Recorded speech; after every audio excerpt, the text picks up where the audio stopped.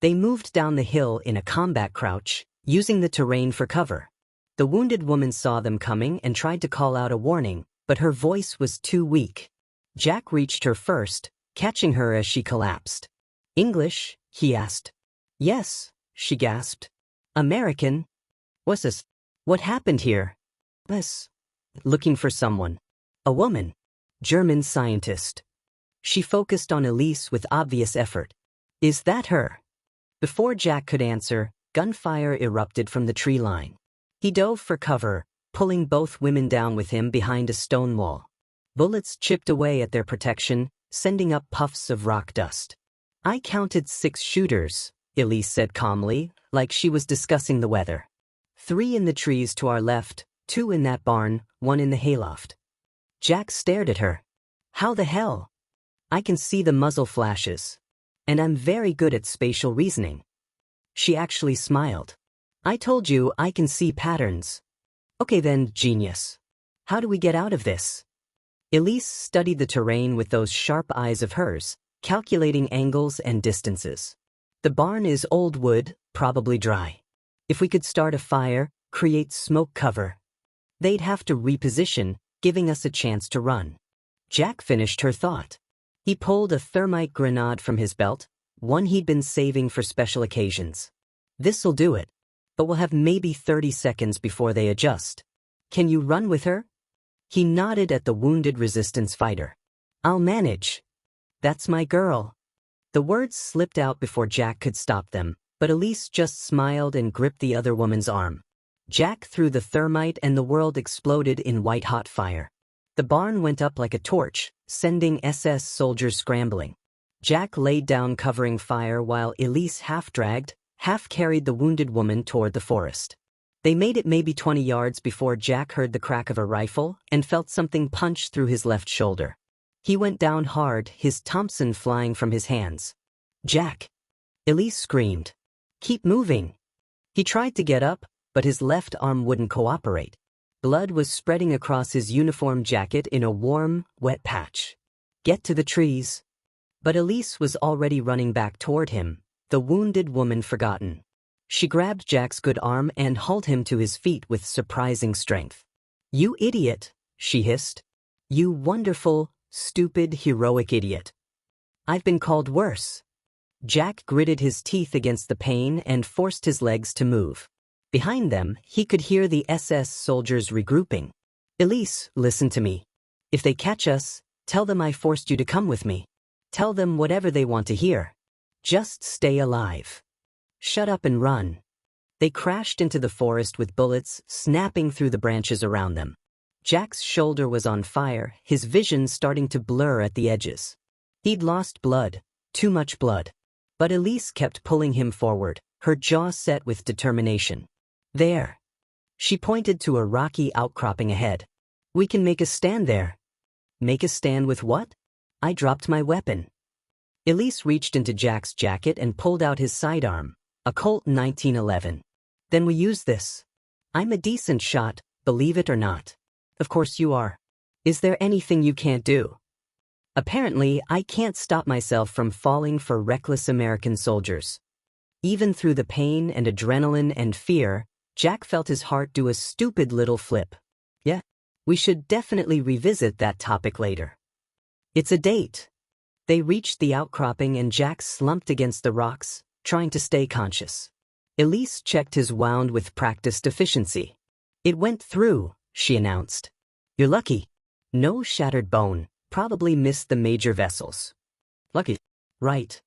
Jack laughed weakly. "That's me. Mr. Lucky." The SS soldiers were getting closer. He could hear them calling to each other in German, coordinating their approach. Elise raised the Colt with both hands, her face calm and focused. "How many rounds?" she asked. 7 in the magazine, 1 in the chamber. 8 soldiers. Not good odds. Story of my life. Jack forced himself to focus through the pain. "Elise, if this goes south." "It won't." "But if it does." "Jack Morrison, if you're about to give me some noble speech about not blaming myself, you can save it." She glanced at him with those incredible eyes. I sabotaged a weapon that could have killed millions. I chose to stay behind when I could have run. And I chose to trust you when I had every reason not to. I don't regret any of it. Even the part where you kissed me? Especially that part. She turned back to face the approaching soldiers. Though I wish we'd had more time to explore where that might lead. Me too. The first SS soldier emerged from the trees and Elise fired. Jack saw the man go down, center mass, perfect shot. The others scattered for cover. Not bad for a physicist, Jack murmured. My father taught me to shoot rabbits when I was 12. Turns out the principles are the same. She fired again and again, each shot precise and economical. But there were too many of them and she was down to 3 rounds. Then, miraculously, Jack heard something that made him want to weep with relief. American voices. American engines. His unit had found them. The firefight that followed was brief and brutal. O'Brien and the rest of Jack's team swept through the forest like avenging angels, catching the SS soldiers in a crossfire. Within minutes, it was over. Jesus, Captain, you look like shit, O'Brien said cheerfully, dropping to his knees beside Jack. Let's get that shoulder patched up before you bleed out. Good to see you too, Sergeant. Jack managed a weak smile. How'd you find us? Tracked you from the roadblock. Then we saw the smoke from that barn and figured you were either dead or doing something characteristically stupid. He glanced at Elise, who was standing with the Colt still raised, her hands steady. I'm guessing stupid. Hey, we're alive, aren't we? Barely. O'Brien started field dressing Jack's wound, working with the quick efficiency of someone who'd done this 100 times. We also picked up some interesting intel from those SS bastards we captured. Seems like Dr. Hoffman here is quite the prize. Berlin wants her back real bad. They can't have her, Jack said firmly. That's what I figured you'd say. O'Brien grinned. Good thing the brass agrees. They want her stateside ASAP, along with all that research from the facility. You're escorting her personally. Jack looked at Elise, who had finally lowered the gun and was staring at the aftermath of the battle with a shell-shocked expression. He wanted to go to her, to tell her it was okay, that they'd made it. But his legs weren't cooperating. Elise, he called softly. She turned to him, and he saw tears streaming down her face, the first tears she'd shed since he'd found her in that facility. She walked over and knelt beside him, taking his good hand in both of hers. We're alive, she said wonderingly. Yeah, we're alive. I shot people. I killed them. You saved my life. That's what you did. Jack squeezed her hand. Don't let it eat you up, Elise. You did what you had to do. Like I did at the facility? No. He met her eyes firmly. Nothing like that. That was them or us. You chose us. That's not something to feel guilty about. Jack smiled despite himself. She is pretty remarkable. She's in love with you, you know. What? We barely. Captain, I've been in this man's army for 6 years. I've seen every kind of relationship that war can create. And I'm telling you, that woman looks at you like you hung the moon. O'Brien grinned. Question is, what are you gonna do about it? Before Jack could answer, the door to the interrogation room opened and Elise emerged, looking exhausted but unbowed. Colonel Patterson followed her out, his expression unreadable. Captain Morrison, a word. Jack handed his coffee to O'Brien and followed Patterson down the hall to a private office. Through the window, he could see Paris spread out below them, beautiful and broken and slowly coming back to life. Dr. Hoffman has been remarkably cooperative, Patterson began without preamble. She's provided detailed information about the acoustic weapon program, including the names of other scientists involved and the locations of 2 additional research facilities. That's good. It's very good. It's also incomplete. Patterson fixed Jack with a penetrating stare. She claims she destroyed the final iteration of the weapon's resonance equations, the ones that made the 3rd prototype actually work. Says she burned them the night before she sabotaged the device. Okay. Our technical team doesn't believe her. They think she has them memorized.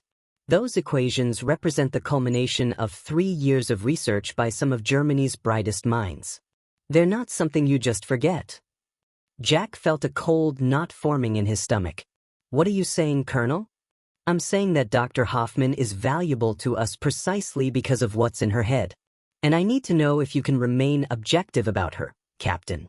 Because if you can't, I'll assign someone else as her liaison. I can remain objective. Can you? Patterson leaned forward. Because from the reports I've read, you risked your life and the lives of your men to protect her.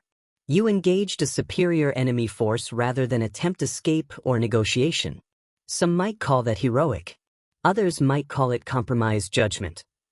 With respect, sir, Dr. Hoffman had already proven herself by sabotaging that weapon. She chose us over them. That earned my protection. Or she's playing a longer game. Establishing trust, getting close to our research programs, waiting for the right moment to pass information back to her handlers. Jack felt his temper flare. That's bullshit and you know it. She stayed behind to destroy those equations. She could have walked away clean. Could she? Or did she stay because she knew we'd find the facility eventually and she wanted to control the narrative? Patterson held up a hand before Jack could interrupt. I'm not saying I believe that, Captain. I'm saying it's a scenario we have to consider. This is intelligence work. Paranoia is part of the job description. Jack forced himself to take a breath, to think like an officer instead of a man who'd had his integrity questioned. What do you want from me, sir? I want you to keep doing what you're doing. Stay close to Dr. Hoffman. Build that trust. But I also need you to understand that if she does have those equations memorized, we need them. For defensive purposes, if nothing else. We need to know what we're up against if the Germans manage to build another prototype. You want me to manipulate her. I want you to do your job, Captain. Which is to secure vital intelligence for the United States military. Patterson's expression softened slightly. Look, Morrison, I've read your file. You're a good officer, a good engineer, and apparently a good man. But this is war, and war requires hard choices. Can you make those choices when it comes to Dr. Hoffman? Jack thought about Elise sitting in that interrogation room for 6 hours, answering questions about the worst period of her life. He thought about her crying after the firefight, about the way she'd come back for him when any sane person would have run. He thought about cannoli in Boston and a future that suddenly seemed very uncertain. Yes, sir, he said finally. I can make the hard choices. Good. Because we're shipping both of you stateside in 3 days. You'll be escorting her to a research facility in New Mexico. White Sands Proving Ground. Ever heard of it? No, sir. Good. That means operational security is working. Patterson stood, signaling the conversation was over. Get some rest, Captain. You've earned it. And Morrison? Sir? Despite my concerns, I hope you're right about her. We need people like Dr. Hoffman on our side. God knows there aren't enough of them. Jack found Elise in the makeshift mess hall, picking at a plate of food and staring into space. She looked up when he approached, and the relief in her eyes made his heart ache. Hey, he said softly, sliding into the chair across from her. How are you holding up? I've had better days. She managed a weak smile. They asked me the same questions 17 different ways.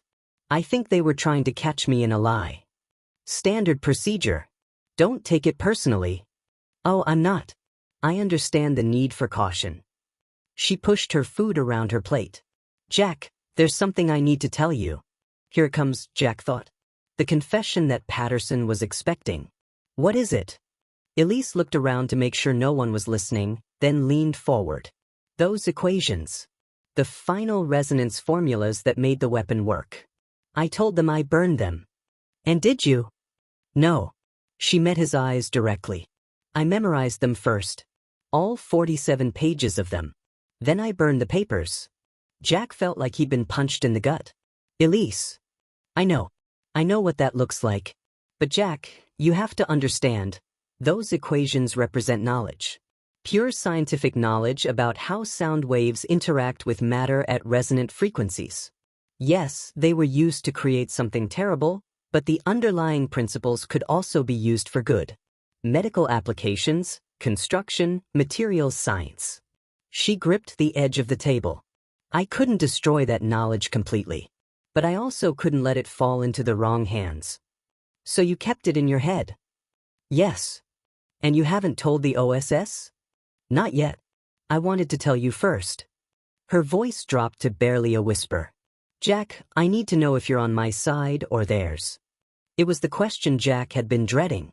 The hard choice that Patterson had asked him if he could make. And looking into Elise's eyes, brilliant, frightened, defiant Elise, he realized the choice wasn't hard at all. I'm on your side, he said simply. Always. The tension drained out of her shoulders. Thank you. But Elise, you need to understand something. They're going to figure it out. They probably already suspect.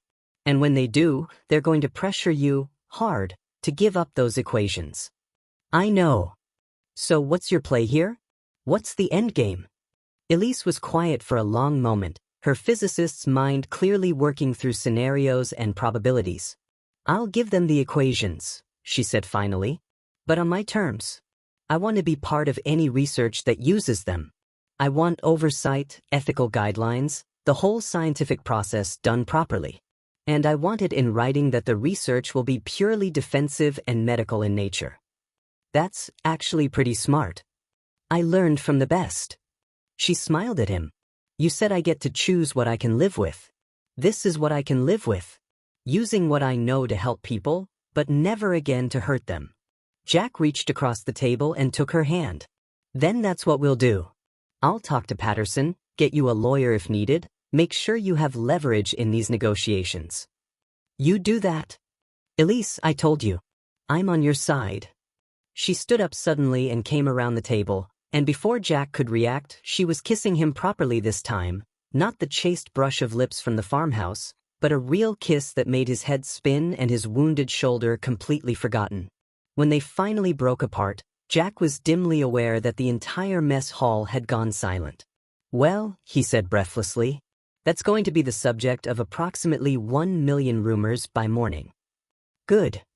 Elise smiled at him with no trace of uncertainty. Let them talk. I'm tired of hiding. Me too. Jack pulled her back for another kiss, and damn the consequences. The 3 days before their departure passed in a blur of meetings, medical checks, and stolen moments. Jack negotiated hard with Patterson on Elise's behalf, bringing in a JAG officer who specialized in intelligence asset contracts.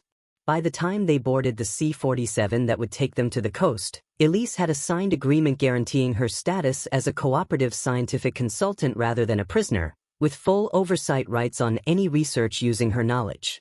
You should have been a lawyer, she told Jack as they settled into their seats for the long flight. Too much arguing, not enough building stuff.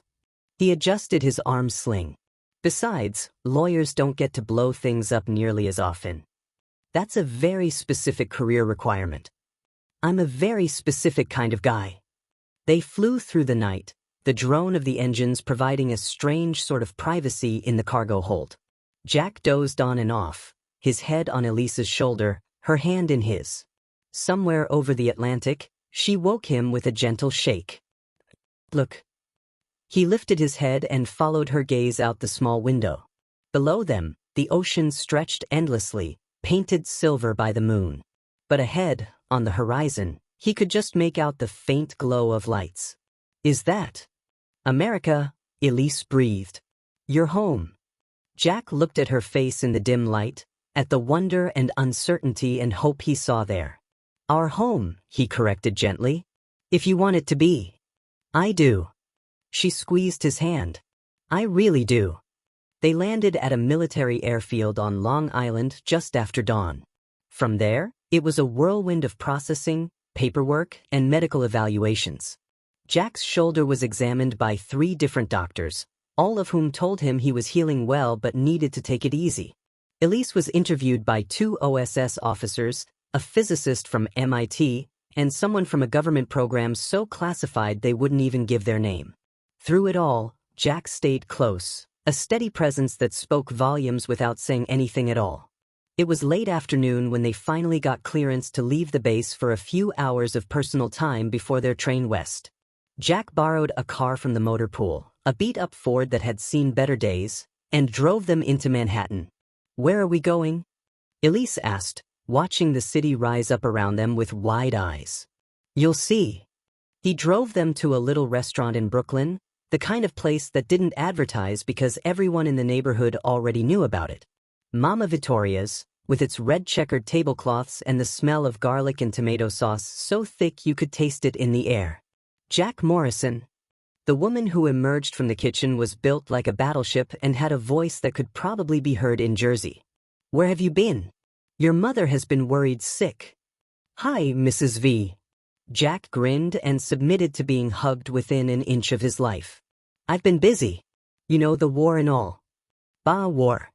Mrs. Vittoria waved her hand dismissively, then focused on Elise with laser intensity. And who is this beautiful girl you bring to my restaurant? This is Dr. Elise Hoffman. Elise, this is Mrs. Vittoria. She and my mom go way back. Doctor. Mrs. Vittoria beamed. So smart. And so pretty. Jack, you did good. Come, I make you something special. She bustled away before either of them could protest, leaving Jack and Elise alone at a corner table. Elise was trying very hard not to laugh. Your mother's friend is intense. You have no idea. Wait until you actually meet my mother. She makes Mrs. V look laid back. I'm meeting your mother? Well, yeah. I mean, if you want it. She lives in Boston, which is where we'll be after New Mexico. Assuming we both survive the next few months. Jack reached across the table and took her hand. Elise, I know this is all moving fast. If it's too much. It's not. She squeezed his fingers. Jack, I spent 3 years in a laboratory building weapons, barely seeing daylight, barely speaking to anyone outside the program. Fast sounds wonderful to me. Mrs. Vittoria returned with plates piled high with pasta, meatballs, sausage, and what appeared to be at least 3 kinds of bread. You eat, she commanded. Both of you too skinny. The food was incredible. Elise ate like she'd been starving, which, Jack reflected, she probably had been. The Nazis hadn't exactly been known for their generous research facility meal plans. This is amazing, she said around a mouthful of pasta. I've never tasted anything like this. Wait until you try the cannoli. The famous cannoli. You've been promising me these for days. And I'm a man of my word. Mrs. Vittoria brought out the cannoli on a plate decorated with chocolate sauce and a flourish that suggested she'd been waiting her whole life for this moment. Elise took a bite and her eyes went wide. Oh my God. Right. Jack grinned. Told you they'd change your life. Jack Morrison, if you brought me to America just for this pastry, it would have been worth it. Well, there's also the whole not being captured by Nazis thing. That too, yes. They ate and talked and laughed, and for a few hours, the war felt very far away. Other customers came and went, eyeing them curiously, Jack in his uniform with his arm in a sling, Elise in her borrowed clothes with her careful accent. But Mrs. Vittoria hovered protectively, and no one bothered them. As the sun set outside the restaurant windows, painting Brooklyn in shades of gold and amber, Jack realized he was happier than he'd been in years. Maybe happier than he'd ever been. War had a funny way of clarifying what mattered. What are you thinking about? Elise asked, watching him with those perceptive eyes. Just that this is nice. Being here with you. Eating good food. Not being shot at. The bar for a good date has really lowered, hasn't it? What can I say? War changes a man's priorities. He paused. Elise, when this is all over, and it will be over sooner or later, what do you want to do? I mean, assuming we're both still alive and not imprisoned for various bureaucratic reasons. She considered the question seriously. I want to teach. Research, yes, but also teaching. Helping the next generation understand that science is a tool, and like any tool, it can build or destroy depending on how you use it. She looked at him. What about you? Honestly, I want to build things again. Not weapons, not war machines. Just things. Bridges, buildings, maybe aircraft engines that are designed to carry people instead of bombs. He smiled. Is that naive? No. It's hopeful. There's a difference. You know what else I want? Jack leaned forward. I want more nights like this. You, me, good food, bad jokes, the whole domestic thing. The whole domestic thing, Elise repeated, smiling. Is that a proposal, Captain Morrison? Maybe it's a proposal of a proposal. A pre-proposal, if you will. That's not a thing. It is now. I just invented it. He took her hand again, suddenly serious. Look, I know it's crazy. We barely know each other, we're from different worlds, there's a war on, and we're about to disappear into some classified research program in the desert. But Elise, I know what I feel. And I know that I don't want to lose you. Elise was quiet for a long moment, her thumb tracing circles on the back of his hand. In physics, she said finally, we talk about quantum entanglement. Two particles that become connected, so that what happens to one affects the other, no matter how far apart they are. Einstein called it spooky action at a distance. Okay. I think we're entangled, Jack Morrison. Whatever happens next, wherever this war takes us, I don't think we can be unentangled. She smiled. So yes. I accept your pre-proposal. When the time is right, ask me properly and I'll say yes. Jack felt like his heart might actually burst. You're sure? I'm a scientist. I'm never completely sure about anything. But I'm as sure about this as I've ever been about anything in my life. He kissed her across the table, tasting sugar and cinnamon and the promise of tomorrow.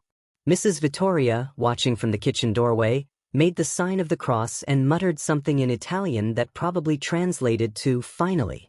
The train to New Mexico took 3 days, rattling across the American heartland through landscapes that Elise had only seen in photographs. Jack pointed out landmarks, told stories about places he'd been, and watched her face light up with wonder at each new vista. They passed through farmland and mountains, industrial cities and tiny towns that looked like they'd been frozen in time. Other passengers gave them curious looks, the wounded soldier and the woman with the German accent, but no one said anything rude. This was America in 1945, and everyone had their own war story. On the second night, unable to sleep in the rocking train car, Jack and Elise sat in the observation lounge watching the desert landscapes slide past under a full moon. Tell me about White Sands, Elise said quietly. What do you know about it? Not much. It's a proving ground. They test weapons, rockets, that sort of thing. Remote, secure, perfect for classified work. He glanced at her. You nervous? Terrified, she admitted. What if they don't want my conditions? What if they just lock me in a laboratory and force me to rebuild the weapon? They won't. You've got a contract, remember? And you've got me. He pulled her closer. Besides, from what I hear, there are some pretty brilliant minds out there. You'll probably fit right in. Brilliant minds building terrible things. Maybe. Or maybe brilliant minds trying to end this war before more people die. Jack sighed. It's all gray areas now, Elise. Has been for a while. She rested her head on his shoulder. When did you become so wise? I've always been wise. You just didn't notice because you were too busy being brilliant. There's that humility again. They sat in comfortable silence, watching America roll past. Somewhere out there, the war was still raging. Europe, the Pacific, thousands of young men dying every day. But in this moment, on this train, they had peace. Jack. Elise's voice was soft. Thank you. For everything. For seeing me as a person instead of just an intelligence asset. For fighting for me. For this. You don't need to thank me. Yes, I do. Because not everyone would have done what you did. Most people would have seen a German scientist and made assumptions. But you saw me. She lifted her head to look at him. You really saw me. Jack cupped her face gently. How could I not? You're the most remarkable person I've ever met. Even with all my mistakes? Especially with your mistakes. They made you who you are. And who you are is pretty damn incredible. She kissed him then, slow and deep, and Jack forgot about the war, about the desert, about everything except the woman in his arms and the future they were building together, one moment at a time. White Sands proving ground rose out of the desert like a mirage, a collection of buildings and equipment that looked surreal against the endless expanse of white gypsum sand. Jack and Elise were met at the gate by an army major who introduced himself as Carter and drove them through the facility in a jeep that kicked up clouds of fine white dust. Welcome to the middle of nowhere, Carter said cheerfully. Population, scientists, soldiers, and scorpions. Not necessarily in that order. Charming, Jack muttered. They were taken to what Carter called the main complex, a cluster of buildings that included laboratories, offices, and living quarters. The whole place had the feel of a frontier town, rough and improvised but humming with barely contained energy. Dr. Hoffman, you'll be working primarily with Dr. Oppenheimer's team, Carter explained as they walked. He's very interested in your acoustic research. Captain Morrison, you'll be liaising between Dr. Hoffman and military command. We need someone who understands both the science and the tactical applications. Understood, Jack said, though he noticed Elise tense beside him at the mention of tactical applications. They were shown to adjacent rooms in the officers' quarters, small, sparse, but clean. After Carter left, Jack knocked on the connecting door. You okay? He asked when Elise opened it. I don't know. She looked around the small room with its metal cot and bare walls. This feels like a prison, Jack. A comfortable prison, but still a prison. Give it a chance. Meet the other scientists. See what they're working on. He took her hands. Remember, you have a contract. You have rights. And you have me. What if that's not enough? Then we'll figure something else out. Together. She managed to smile. Together. I like the sound of that. The next morning, Elise was introduced to the research team. Jack watched from the doorway as she met Dr. J. Robert Oppenheimer, tall, thin, intense, with eyes that seemed to look right through you. They shook hands and immediately launched into a discussion of wave mechanics that went completely over Jack's head. Within an hour, Elise was at a chalkboard, writing equations while a dozen scientists crowded around, asking questions, challenging her assumptions, building on her ideas. Jack saw the transformation in her, the way she came alive when talking about science, the confidence that bloomed when she was in her element. This was going to be okay, he thought. She was going to be okay. But that afternoon, everything changed. Jack was called to a meeting with Major Carter and two other officers he didn't recognize. They were waiting in a secure conference room, faces grim. Captain Morrison, we have a situation, Carter began without preamble. Intelligence suggests that the Germans are continuing the acoustic weapons program. They've evacuated their top scientists to a facility in the Alps. Our sources indicate they're close to rebuilding what Dr. Hoffman destroyed. Jack felt his blood run cold. How close? Weeks, maybe days. If they succeed. Carter didn't need to finish the sentence. One of the other officers, a colonel named Shaw, leaned forward.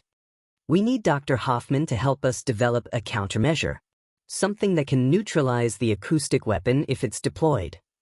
She's already agreed to defensive research, Jack pointed out. We need more than defense, Captain. We need her to tell us how to destroy it. Permanently. Shaw's expression was hard. And we need it now. I'll talk to her. You'll do more than talk. You'll convince her. Shaw stood up. Captain, I don't think you understand the stakes here. If the Germans deploy this weapon, they could turn the tide of the war. Thousands of Allied soldiers could die. Maybe millions of civilians. Dr. Hoffman has the knowledge to prevent that, and she needs to use it. She also has the right to make her own choices about how her knowledge is used. In peacetime, maybe. But this is war, Captain. And in war, sometimes individual rights take a back seat to the greater good. Jack felt his temper rising. That's exactly the kind of thinking that led to her building the weapon in the first place. You want her cooperation? Then treat her like a human being, not a tool. Captain Morrison, Carter tried to intervene, but Shaw cut him off. Let me make this clear, Captain.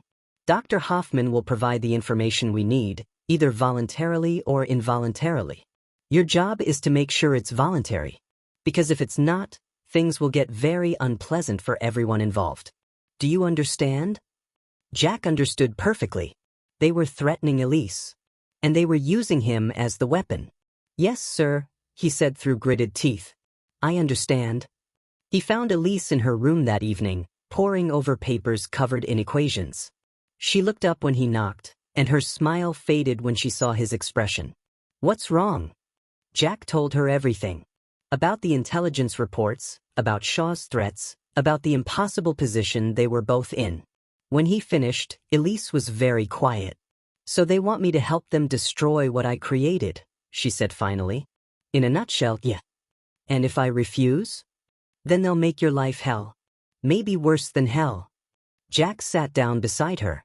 "Elise, I won't lie to you. They have leverage. They can revoke your contract, intern you, make sure you never see the outside of a cell for the rest of the war.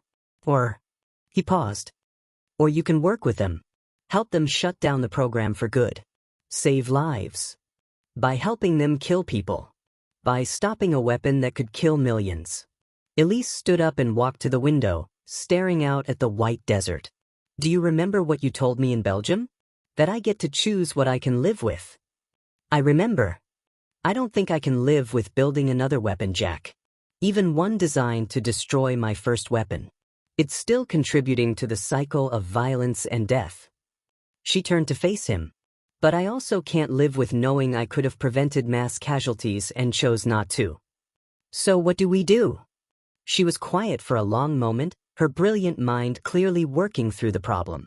Then her expression cleared. "We give them something better," she said.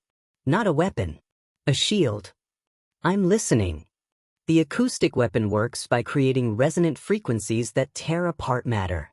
But every frequency has a counterfrequency, a wave that cancels it out. If we could develop a system that detects the weapon's signature and generates the opposing frequency in real time." She was getting excited now, talking faster. "We could create a defensive field. Something that protects against the weapon without being a weapon itself." Jack felt hope kindle in his chest. "You think that's possible?" "I don't know. But it's worth trying.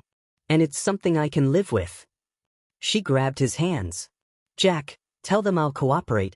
But on my terms. I design a defense, not an offense. They can take it or leave it." "They're not going to like it," Jack admitted. "But let's make them an offer they can't refuse." The next 3 months were intense. Elise worked 18-hour days, filling chalkboards with equations, building prototypes, testing theories. Jack stayed by her side, translating scientific concepts into military applications, running interference with Shaw and the brass who wanted faster results. The defensive system they developed was elegant, a network of acoustic sensors that could detect the weapon's signature frequency and generate a canceling wave within milliseconds. Not a weapon. A shield. When they demonstrated it for the Joint Chiefs in April 1945, destroying a test acoustic device without harming anything else, even Shaw had to admit it was revolutionary. "This changes everything," Oppenheimer said quietly after the demonstration. "Dr. Hoffman, you may have just saved countless lives." 2 weeks later, Germany surrendered. The Alpine facility was captured intact, the acoustic weapons program dismantled. Elise's defensive system was never needed in combat, but the principles behind it would go on to revolutionize sonar, medical ultrasound, and materials testing. Jack and Elise stood on a hill overlooking white sands the day the war in Europe ended, watching the sunset paint the desert in shades of gold and crimson. "It's over," Elise breathed. "It's actually over." "Not quite." Jack reached into his pocket and pulled out a small box. "There's still one more thing." When he opened it, revealing a simple gold band, Elise's eyes filled with tears. "Elise Hoffman," Jack said, dropping to one knee in the white sand. "You're brilliant, brave, and you make terrible coffee. You came back for me when anyone sane would have run. You chose conscience over convenience, love over safety, and you never stopped fighting for what's right. Will you marry me?" "Yes," she said without hesitation. "Yes, you ridiculous, heroic, wonderful man. Yes." They married 3 weeks later in Boston, with Jack's entire family crammed into the church and Mrs. Vittoria crying happy tears in the front row. O'Brien was best man. Elise wore a simple white dress and carried wildflowers. Jack wore his dress uniform with his Purple Heart pinned to his chest. The war in the Pacific would continue for a few more months, ended by weapons far more terrible than Elise's acoustic device. But that was someone else's burden to carry.